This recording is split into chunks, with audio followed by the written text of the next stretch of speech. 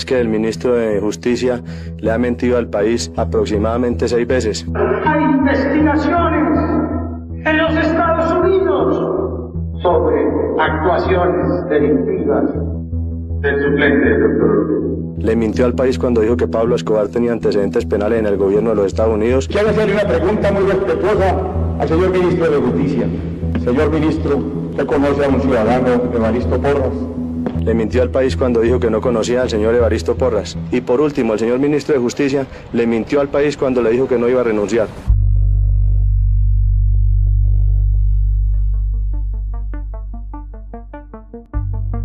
A comienzos de los 80, en una Colombia desigual y violenta, la mafia comenzó a apoderarse del país. Los narcos aprovecharon la miseria para construir una imagen de redentores sociales. Pretendieron llenar el vacío que dejaba el Estado montando comedores comunitarios, levantando canchas y entregando mercados y viviendas. Fue entonces cuando se volvió común ver a Carlos Leder y al mexicano repartiendo millones de pesos en los barrios pobres del país, y a Pablo Escobar construyendo complejos deportivos. También organizaba entregas de dinero para quienes demostraran necesitarlo y, en Navidad, repartía juguetes a los niños. Este tipo de obras llevaron a que la gente viera en uno de los criminales más grandes de la historia a un Robin Hood, ganándose su apoyo. Un dirigente político muy importante le alcanzó a decir estas palabras: Pablo, usted, con el poder que tiene, y con la plata que tiene, y con la capacidad que tiene, usted puede ser presidente de este país. Escobar tenía claro su siguiente objetivo, el poder político. Comenzó a buscar la forma de llegar a ser presidente de Colombia, tal como le dijo aquel viejo amigo. Un día me llamó, me dijo, ¿me puedes ayudar a hacer campaña política? Me voy a meter a la política. Se dice que el narco admiraba a Luis Carlos Galán y sus ideales en aquel momento. Ya era un referente para entonces y sus poderosos discursos atrapaban hasta al mismísimo Escobar.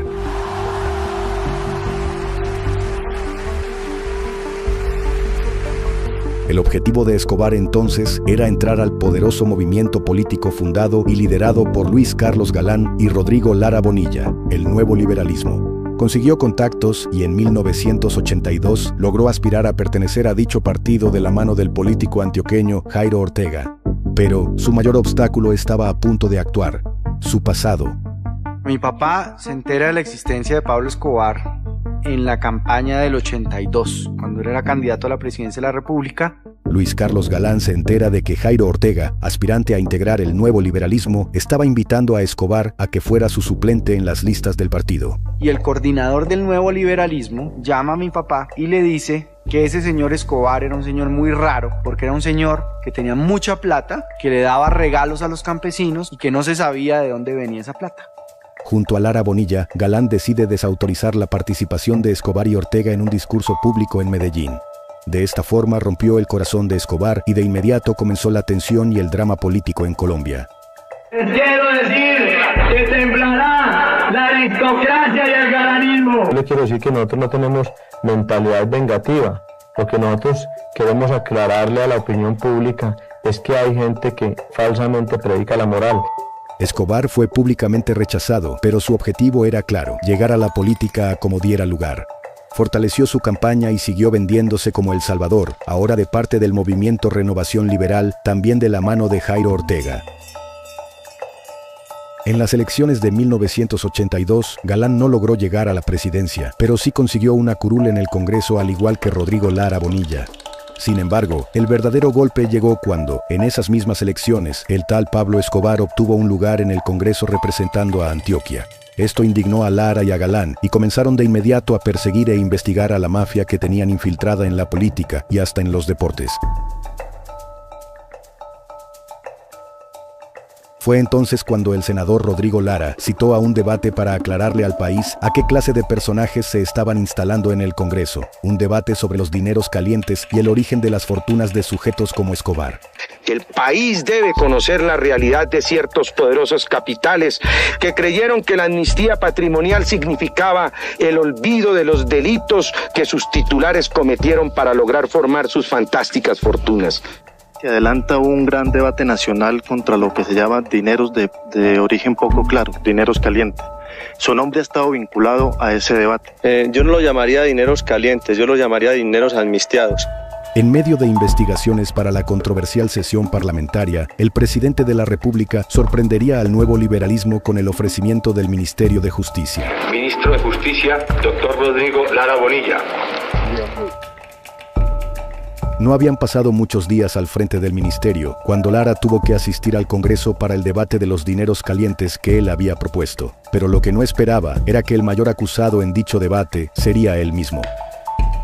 A esta hora avanza en la plenaria de la Cámara el debate sobre los dineros de origen dudoso, cuya intromisión en la política ha causado gran escándalo. En la sesión intervino el representante Jairo Ortega, de quien es suplente Pablo Escobar. Quiero hacerle una pregunta muy respetuosa al señor ministro de Justicia. Señor ministro, ¿usted conoce a un ciudadano, Evaristo Porras? ¿Cuál fue la donación del personaje en mención? Fue $1 millón en un cheque a nombre del doctor Rodrigo Lara, y que yo voy a hablar de todo el proceso como consignó este cheque y hasta dónde llegó.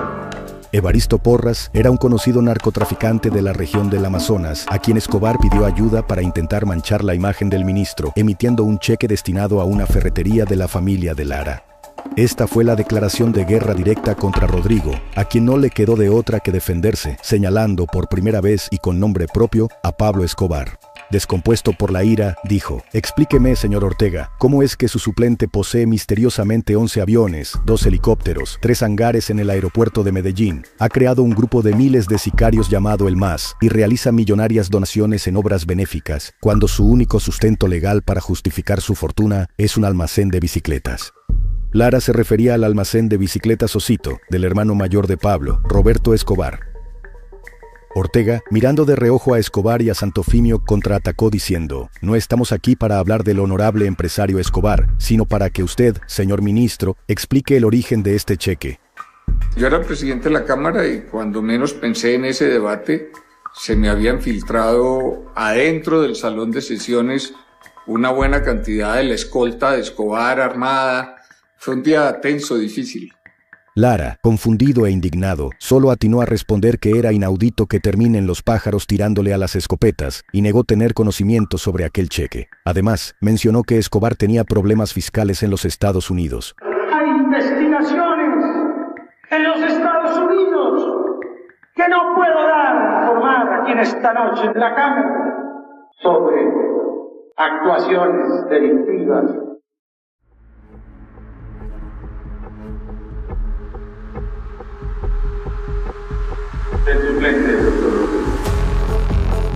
Pero la estrategia de la mafia dio frutos. Todo el país hablaba del escándalo de un ministro hipócrita que acusaba a diestra y siniestra mientras recibía favores del narcotráfico, y hasta Galán, su compañero y amigo, anunció públicamente una investigación rigurosa al interior del nuevo liberalismo. Es que el ministro de Justicia le ha mentido al país aproximadamente 6 veces. Primero, le mintió al país cuando dijo que no conocía al señor Evaristo Porras. Le mintió al país cuando dijo que Pablo Escobar había sido el fundador del MAS. Le mintió al país cuando dijo que Pablo Escobar tenía antecedentes penales en el gobierno de los Estados Unidos. También le mintió al país cuando le dijo un cheque girado por $1 millón y uno no tiene conocimiento que se gira a nombre de uno. Es un argumento ingenuo y un argumento débil. Y por último, el señor ministro de Justicia le mintió al país cuando le dijo que no iba a renunciar. Vamos a ver qué pasa en estos próximos días. Que el señor ministro de Justicia tiene un plazo de 24 horas para que presente las pruebas concretas de la sindicación que me hizo en el día de ayer en la Cámara de Representantes. De lo contrario, voy a proceder a denunciarlo penalmente ante las autoridades y ante la justicia colombiana. Todos sabían que Escobar era mafioso, pero nadie tenía pruebas. Lara se vio acorralado y desesperado por no tener cómo demostrar que Escobar era un delincuente. Pero si está dispuesto a renunciar como lo anunció, que renuncie, porque yo estoy dispuesto a presentarme personalmente en el Congreso de la República y a enfrentarme con él. Pero sin ser esperado, llegó un silencioso héroe que llevaba algún tiempo denunciando también las injusticias y el delito en el país. Guillermo Cano, director del Espectador, el periódico más importante de Colombia. Siguiendo una corazonada y con ayuda de la periodista María Jimena Duzán, Guillermo Cano buscó compulsivamente en los archivos del Espectador alguna información sobre Escobar. Guillermo Cano dijo, hombre, yo conozco a este tipo tiene alguna foto de escapulario, ese tipo está estuvo en una cárcel, y si estuvo en una cárcel tuvo que ver con el narcotráfico. Busquemos. Y es la famosa historia de la búsqueda de esa bendita fotografía. Unos días después, finalmente hallarían la ficha que derrumbaría al narco. Una reseña de 1976, donde se informaba la captura de unos narcotraficantes, Pablo Escobar Gaviria y su primo, Gustavo Gaviria. De inmediato se hizo público y además se informó que los agentes del DAS, que para entonces los investigaron y capturaron, fueron asesinados. Con esto, Lara Bonilla oficialmente ganaría el enfrentamiento. Se reabrieron los procesos penales contra Escobar, la embajada estadounidense revocó su visa, Santofimio y Ortega agacharon la cabeza afirmando haber sido engañados en su buena fe y expulsaron a Escobar de su movimiento. Lara se convierte en el ministro más notable y a la vez en la persona más amenazada del país. Escobar renunció iracundo a la política, cuya carrera duró poco más de un año, y se fue a la clandestinidad a planear su venganza. Bueno, yo había tomado la determinación de no participar más en política y por consiguiente la no asistencia mía a la Cámara de Representantes. Si alguna vez había decidido intervenir en política era porque sentía la necesidad de prestar un servicio a la comunidad. Y no quiere decir tampoco que en el futuro, cuando yo lo desee y cuando sienta como estoy sintiendo ahora el respaldo del pueblo antioqueño, tampoco vaya a intervenir en política, porque yo puedo participar ya que nada me lo impide. Yo cumplo todos los requisitos que exige la Constitución para ser miembro del Congreso, miembro de la Cámara de Representantes y miembro del Senado de la República. Rodrigo Lara continuó decidido a exterminar hasta el último rastro del narcotráfico en Colombia, y aunque el líder del cártel de Medellín había salido de la política con el rabo entre las patas, un golpe más duro a la organización criminal aún les aguardaba. En marzo de 1984, la policía colombiana descubrió el mayor complejo cocainero jamás visto. Tranquilandia, como lo llamaban con sarcasmo los narcos. En sus 500 hectáreas escondía un gigantesco laboratorio, 8 pistas de aterrizaje, toneladas de insumos, más de $1.200 millones en cocaína lista para exportar y decenas de avionetas y helicópteros. General, ¿a quién pertenecían estos laboratorios, estas pistas? Hay una cadena de narcotraficantes que el país conoce, como son los Ochoa, los Escobar, los Rodríguez, etc. Pero el golpe a Tranquilandia no solo fue un golpe para la mafia, también lo fue para Rodrigo Lara Bonilla. Después del operativo, Lara, además de sentirse victorioso, sintió por primera vez miedo. El ministro se preguntaba cómo los mafiosos podían tener estas avionetas y helicópteros con sus respectivas matrículas y pistas de avión en sus haciendas con todos los permisos en regla, los cuales les permitían transportar cocaína y hasta animales sin ser detectados. Y se dio cuenta que esto solo era posible con la ayuda de organizaciones importantes. Se dio cuenta que la mafia tenía más alcance de lo que él pensaba y había llegado a todos los lugares e instituciones del país. Mafia de la cual Escobar era tan solo una ficha más, detrás de la que se camuflaban otros poderosos intereses. Su pánico lo infundó la información encontrada en los cuadernos, matrículas e historial de permisos de aviones y pistas del laboratorio, los cuales revelaron los contactos, colaboradores y toda la red política, militar y empresarial que estaba detrás de los carteles. El hallazgo más escandaloso fue que uno de los helicópteros que estaba estacionado en Tranquilandia pertenecía a una empresa de un difunto hacendano, que era padre de un político que había sido alcalde de Medellín y que más tarde sería presidente de Colombia. Lara entendió entonces que la mafia no quería acabar con el Estado, la mafia quería ser el Estado. Un día me dijo Escobar, hablando de su paso por la política, me dijo: hombre, terminé metido en la verdadera mafia. Eso sí son una mafia. Y así, una gran red de empresarios y figuras poderosas involucradas en la mafia fueron anotadas en la libreta del ministro, quien, desde ahí, no volvió a ser el mismo, perdió su buen humor, desconfiaba de todos y de todo, y fue cuando no pudo más y confesó por primera vez que tenía miedo. Yo me mantendré protegido de todas maneras, porque pienso que de todas maneras van a tratar de cobrarme lo que he hecho para colocar a los criminales en su sitio. Rodrigo había destapado oscuros secretos con las avionetas de Tranquilandia y eso lo ponía en alto peligro. Rodrigo Lara Bonilla me dijo a la cara: a mí me va a asesinar la gente de los aviones y los empresarios paisas que están vinculados allá adentro. Él supo que lo iban a matar, realmente. Él varias veces que conversamos me dijo, Noemi, yo estoy condenado. Aún así, y tal vez porque el tiempo se le acababa, citó a otro debate en el Congreso donde presentaría un estudio que mostraría cuáles eran los nombres de todos los políticos y empresarios vinculados al narcotráfico, para que el país supiera quién es quién.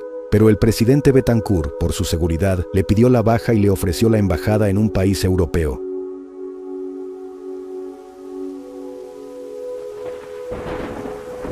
La última tarde del mes de abril de 1984 fue más oscura de lo acostumbrado en la fría Bogotá. Rodrigo muy seguramente ese día vio con terror y angustia que aquel niño que se acercaba a su ventana para acribillarlo escasamente superaba los 14 años, y era, antes que un sicario, una víctima más de aquel infame país que él tanto quiso cambiar.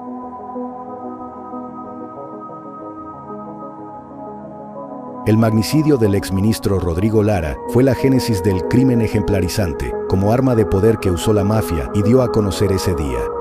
Fue también el inicio de un periodo sangriento en Colombia, pues comenzaba la caza asfixiante que terminaría 9 años después con la muerte de Pablo Escobar. Pero desde esa noche, el capo no volvió a tener una vida tranquila. Aún en 2025, el asesinato de Rodrigo Lara Bonilla sigue impune, envuelto en silencios y misterios. La República de Colombia no fue capaz de cuidar a su ministro más valiente, lo dejó solo, sin la seguridad adecuada y sin una salida oportuna del país. La embajada parece que le ofreció un carro blindado, pero pues él le dijo que no podía aceptarle un carro blindado a una potencia extranjera, que se lo tenía que ofrecer el Estado colombiano. Nunca lo blindaron. Los apuntes personales de Rodrigo Lara Bonilla dicen claramente, no me han blindado el auto, no me han blindado el auto. El Estado colombiano dejó que la mafia ganara entregándole a Rodrigo, y desde entonces la mafia colombiana dominó al Estado.